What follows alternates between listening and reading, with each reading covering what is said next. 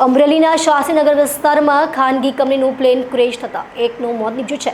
રહેણાંક વિસ્તારમાં plane crash થયાની માહિતી મળી રહી છે. ઘટનાની જાણ થતાં જ ફાયર વિભાગની ટીમ ઘટનાસ્થળે પહોંચી હતી. સૌરાષ્ટ્રના અમરેલીમાં આજે મંગળવારે મોટી દુર્ઘટના ઘટી હતી. અમરોલીના ગિરિયા રોડ ઉપર વિમાન ક્રેશ થતાં એકનું મોત થયાના સમાચાર મળી રહ્યા છે.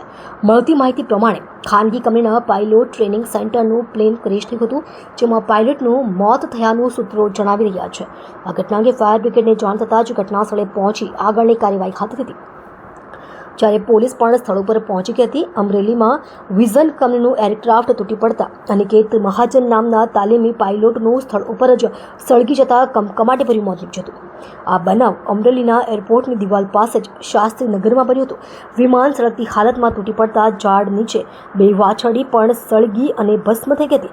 આ બનાવની જાણ થતાં અમરેલીના કલેક્ટર સહિતના અધિકારીઓ અને પોલીસ તંત્ર સ્થળ ઉપર દોડી આવ્યું હતું.